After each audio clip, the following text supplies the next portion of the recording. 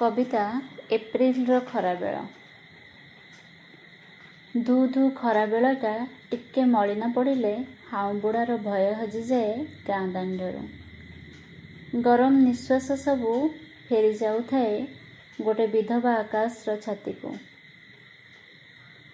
ଉଜୁଡ଼ା କ୍ଷେତର ଗହୀରରେ ଅଲୋଡ଼ା ପାଳଭୂତକୁ ଟାଣି ଓଟାରି ବିଭତ୍ସ କରୁଥାଏ ପଞ୍ଝାଏ ବିଲୁଆ। ଗ୍ରାମର କାଉମାନେ ଅନୁସନ୍ଧାନରେ ମାତିଥାନ୍ତି ତା ଖପୁରିର କେତେ ଭାଗ ନାଡ଼ ଓ ନଡ଼ାର ପରିମାଣକୁ। ଅମଳ ସରିଲା ପରେ ଅଲୋଡ଼ା ହେବା କୋଉ ନୂଆ କଥା ଯେ। ଦୁଇ ଯୋଡ଼ା ବାଉଁଶ ଓ ଜୀବନ ପରି ଅହରହ ଦୋହଲୁଥିବା ଲମ୍ବା ରଶି ଉପରେ ଦେହର ଭାରକୁ ଧରି ପାଦ ସମ୍ଭାଳୁଥାଏ ମାଟିଆ ଝିଅଟି। ଫମ୍ପା ସ୍ୱପ୍ନମାନଙ୍କୁ ଗୋଟେ ପରେ ଗୋଟେ ମୁଣ୍ଡ ଉପରେ ରଖି। ହଁ ମ, ଭୋକିଲା ପେଟର ଓଜନ କେତେ ଯେ।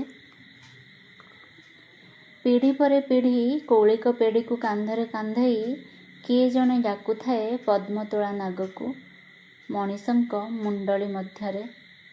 ଦିନରାତି ଖେଳୁଥାଏ ମୃତ୍ୟୁ ସହ, ଦୁଇ ମୁଠା ଚାଉଳ ଓ ଆଠେଣି ଚାରିଣିର ଆଶାରେ। ଯାହା ମାଟି ପିଣ୍ଡାରେ ଶୋଇଥାଏ ଭୋକର ଲମ୍ବା ଅଜଗର ବର୍ଷ ବର୍ଷ ଧରି ପେଟରେ ଓଦାକନା ଦେଇ। ହାତୀଘୋଡ଼ାର ପ୍ଲାଷ୍ଟିକ୍ ଖେଳଣା ସବୁ ହଠାତ୍ ଦିନେ ଜୀବିତ ହୋଇ ଚଲାବୁଲା କରନ୍ତି ଏପ୍ରିଲର ଲମ୍ବା ରାସ୍ତାରେ ବଡ଼ ବଡ଼ ପାହୁଲ ପକେଇ। କୁଲାଏ ଧାନ, କିଛି ବାଡ଼ି କଦଳୀ ତା ଶୁଣ୍ଢରେ ଦେଇ ପିଠିରେ ବସିଲେ କ୍ଷଣିକ ପାଇଁ ଅନୁଭବ କରି ହୁଏ ରାଜାରାଣୀର ଭାଗ୍ୟ ଓ ଦୁର୍ଭାଗ୍ୟର କପାଳକୁ। ପୁଣି କାଳିଆ ଘୋଡ଼ାରେ ଚଢ଼ି ମା ମଧୁବାରିଷ୍ଟର ସହ ଲଢ଼ିବାର ପଣକୁ। କେବେ କେବେ ଆଶୀର୍ବାଦର ଲମ୍ବା ପଣତ ଉଡ଼ିଆସେ ଅଗନା ଅଗନି ବନସ୍ତ ଡେଇଁ ଘଣ୍ଟ ପାଟୁଆର ଲାଲ ଟହ ଟହ ପାଦର ଦରଜାରେ।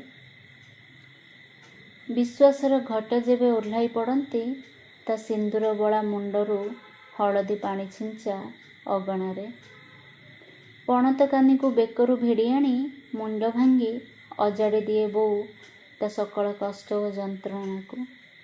ଯେ ବୁନ୍ଦା ବୁନ୍ଦା ହୋଇ ଅହରହ ଝରୁଥାଏ ବୈଶାଖ ଝାଞ୍ଜିରେ ତୁଳସୀ ଚଉରା ମୁଣ୍ଡ ଉପରେ ପଣା ସଂକ୍ରାନ୍ତିର ମାଟି ଠେକି ହୋଇ।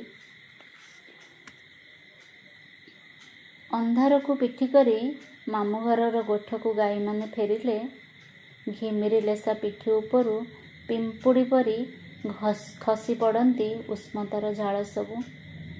ନିଶବ୍ଦରେ ଜଳି ଉଠେ ଗୋଟେ ଶାନ୍ତ ସୂର୍ଯ୍ୟ କାଚ କାନ୍ଥର ତତଲା ପରିଧିରେ ଶୃଙ୍ଖଳିତ ଓ କଡ଼ା ନଜରର ଚାଳ ତଳେ।